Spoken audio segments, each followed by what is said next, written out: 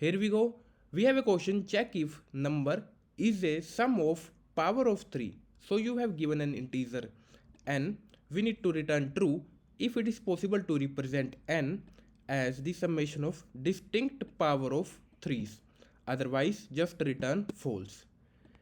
An integer y is a power of 3 if there exists an integer x such that y is equal to 3 raised to power x. So this is a complex way of saying the same thing. Suppose we have given n as 12. So 12 can be written as 3 raised to power 1 plus 3 raised to power 2. If we have given 91, so we can write it as 3 raised to power 0, 3 raised to power 2 plus 3 raised to power 4. And if we go 21, we cannot write 21. So let's build the approach. So suppose we have given 12. Before 12, let me write 21. So can we write 21? Let's check. So if we got an integer x, if we take mode with 3, we got 3 things, 0, 1 or 2. If we got 0, it means it is totally divisible. If we got 1, it means we have to first take a value and we can ignore this value. Suppose we got as value 4, so we can write as 3 raised to power 0 plus 3 raised to power 1, right? So we must subtract this value, so we must add it afterwards. If we got 2 as a remainder, we cannot write for 2, so 2 is not possible. So if we got 21, so first we have to check, is 20 mod 3 is equal to 1? No, it is 0. It means it is divisible. Now let's find the biggest factor. Let's find the biggest factor. So different values we have 3, then it means 3 raised to power 1, 3 raised to power 2, 3 raised to power 3, 3 raised to power not starting with 0. We must start with 1. 3 raised to power 0 is 1 only, so we will now start from there. Then let's find the value for these. So first we got 3, then we got 9, then we got 27, then we got 81. So it is divisible by 3. Yes.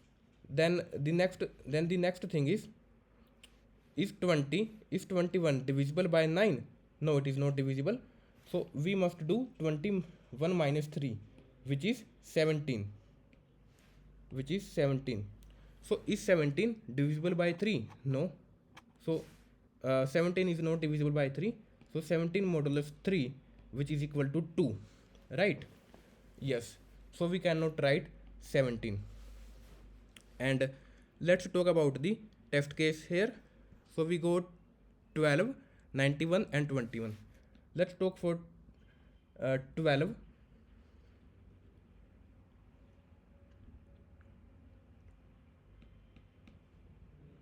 So if we go 12, can we write, is it divisible by 3? Yes, 12 is divisible by 3.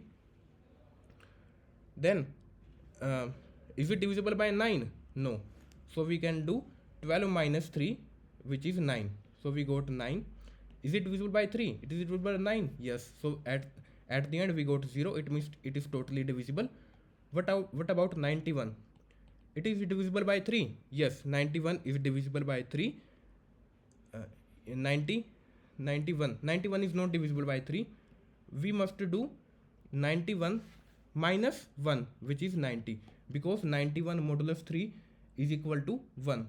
We are getting remainder as 1, so we must subtract one value from here. So first it is 3 raised to power 0. Next value will become 90. Is it divisible? 90. Is it divisible by 3? Yes. What about 9? Yes. What about 27? No. So 90 minus 9, we got 81. 81 can be, is it divisible by 3? 9, 21 and 81. We got 0. It is totally divisible. Then let's talk about 21. 21 by 3, which is the remainder is 0. It means it is divisible by 3. So yes. 21 mod 9? No. So 21 minus 3, which is 18. Yes. Is 18 divisible by 9? Yes. then we go so then for 21 27 it is not divisible, then we go 2. If we go 2 it means it is not divisible, so we will return false here. Then let's code this. First, while n is greater than 0, if n mod 3 is 0, it means it is divisible by 3's and we must find its biggest multiplier. So if we are getting 1, so means we have to subtract 1. If we are getting 2, we must return false. Then let's first finish this. Value is 3 while n mod value is equal to 0,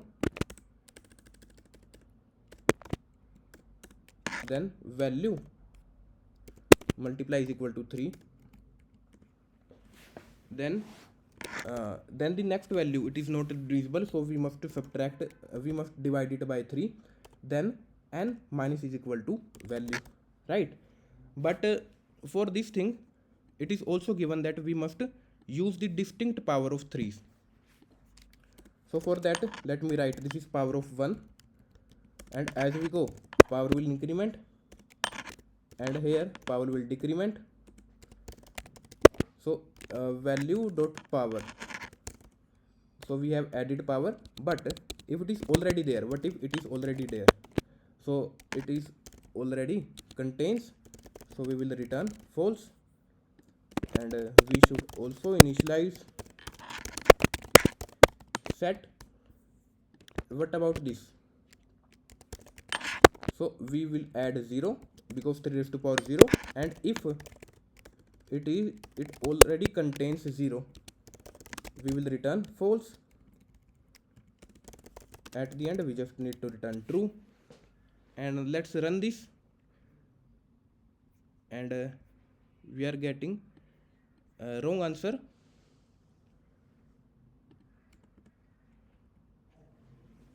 We are getting wrong answer. Then for 91 it is giving me wrong answer. For 91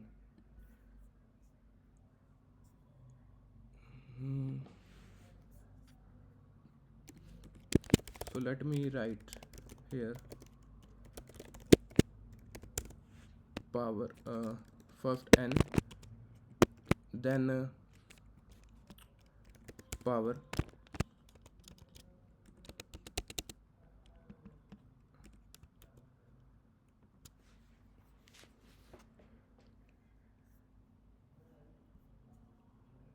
so we are not getting here.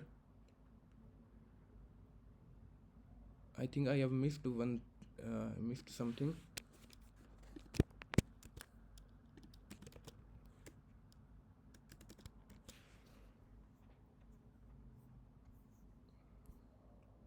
(91) we are again getting 91 because we are not subtracting here. Value subtracted by 1. Yes, now it's working fine. So let me erase this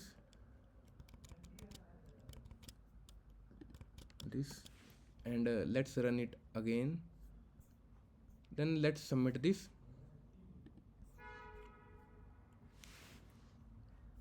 Yes and yes.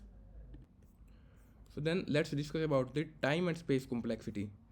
So here the time complexity is as a number is divided by exponential times in every iteration, so it is log n with base 3. And what about the space complexity? Space